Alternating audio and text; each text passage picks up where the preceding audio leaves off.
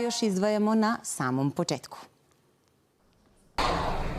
U saradnji sa platformom Knjiga priča, svim članovima Gradske biblioteke u Novom Sadu omogućen pristup korisničkom servisu Audio knjiga.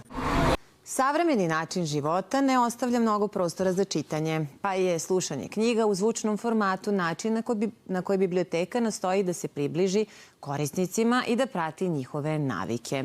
U saradnji sa platformom Knjiga priča, svim članovima Gradske biblioteke omogućen je pristup korisničkom servisu Audio knjiga. Savremeni tempo života nameće i savremene navike, pa knjigu sada nosimo u džepu. Doslovno. Omiljene naslove možemo slušati bilo kada i bilo gde, u prevozu, na treningu ili u šetnji. Zvučni format knjige čini dostupnim za više od 12.000 slepih i slabovidih u Srbiji. Audio knjige globalno postaju multimilionska industrija, a kod nas ih popularišu platforme poput Knjiga priča. S obzirom mi postojimo već 5 godina i prethodnih ovih 5 godina smo baš radili na tome da se audio knjige sve više i više slušaju i popularizuju.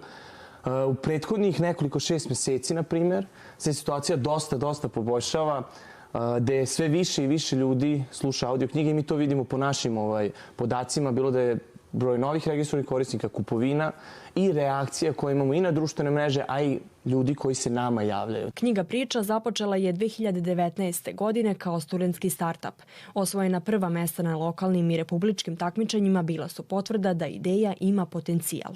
Danas platforma broji više od 75 audio knjiga različitih žanrova. Većina reakcija su pozitivne. Imali smo i dosta ljudi koji su nam se zahvaljivali zato što da li su slabovidi ili imaju neko ko je slabovid, pa su nam se zahvalili što eto, konačno ta njihova osoba draga može da sluša audio knjige, ili imamo jednostavno neke ljude koji su nam se zahvaljivali zato što uz određenu aktivnost, bilo da je to, na primjer, najviše se u stvari dešava da su u prevozu, u autobusu, zahvaljuju nam se što eto mogu uz tu aktivnost da budu malo efikasniji i da slušaju audio knjige. Gradska biblioteka u Novom Sadu prepoznala je potencijal i svojim članovima nudi novi način čitanja knjiga, slušajući ih.